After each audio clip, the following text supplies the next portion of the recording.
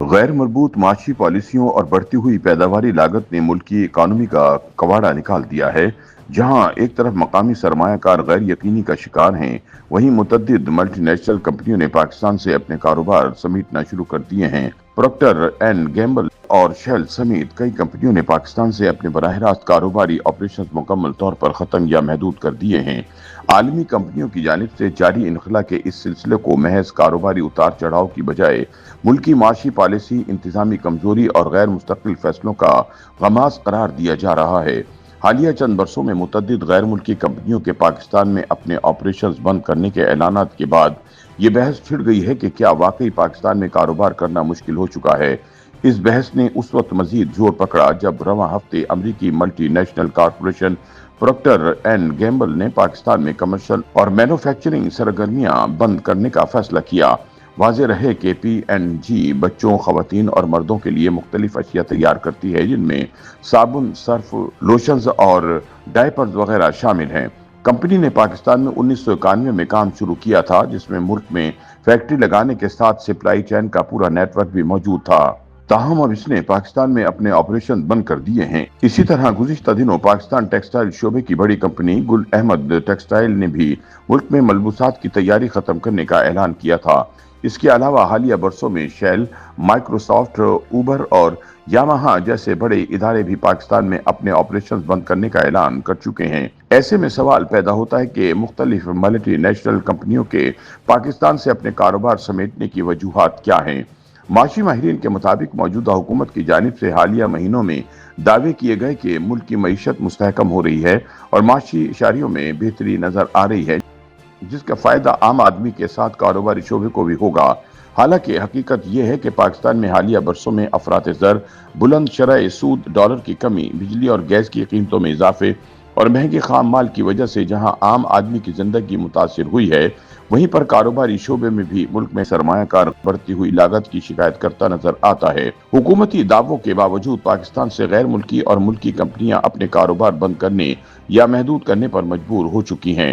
یاد رہے کہ ملک میں گزشتہ کئی مہینوں سے یہ چیمہ گوئیاں بھی چل رہی تھیں کہ پاکستان میں بجلی اور گیس کی بڑھتی ہوئی قیمتوں، ٹیکسز اور دوسرے عوامل کے سبب کمپنیاں کاروبار بند کر رہی ہیں۔ وزیر اعظم شہباز شریف کے کوارڈینیٹر برائے تجارت رانا احسان افضل بھی ان دعووں کی تصدیق کرتے نظر آتے ہیں۔ ملک میں پیداواری لاگت میں بہت زیادہ اضافہ ہو چکا ہے۔ خطے کے دیگر ممالک سے سخت مقابلے، روپے کے مقابلے میں ڈالر کی مضبوطی، حکومت کی نئی ٹیکس پالیسیوں اور بجلی اور گیس کی قیمتوں میں اضافے نے پاکستان میں کاروبار کو مشکل بنا دیا ہے، جس کی وجہ سے کاروباری شعبے کی لاگت کئی گنا بڑھ چکی ہے، جبکہ منافع بہت حد تک کم ہو گیا ہے۔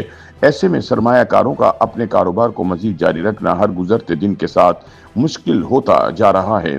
کچھ کمپنیاں پاکستان سے اپنا بزنس سمیٹ چکی ہیں، جبکہ باقی مادہ کمپنیاں بھی پاکستان سے انخلا کی تیاریاں کر رہی ہیں۔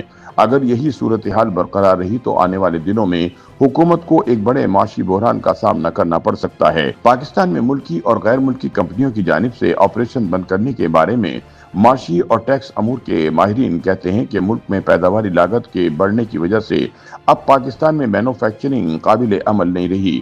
پیداواری لاگت میں بجلی، گیس، ٹیکس، فائنانسنگ اور خام مال کی قیمتوں میں اضافے سے اب ایسی صورتحال بن چکی ہے کہ پاکستان میں پیداواری عمل مشکل سے مشکل تر ہوتا جا رہا ہے۔ انہوں نے کہا کہ جو حالات بنے ہیں، اس میں اب کمپنیاں پیداوار سے زیادہ ڈسٹریبیوشن اور ٹریڈنگ پر کام کریں گی، جیسے کہ پروکٹر اینڈ گیمبل کی جانب سے اعلان کیا گیا ہے کہ وہ پاکستان میں اپنی مصنوعات کی پیداوار تو بند کر دیں گی، تاہم یہاں صارفین کی ضروریات پوری کرنے کے لیے باہر سے پروڈکٹ درآمد کر کے انہیں سپلائی کیا جائے گا۔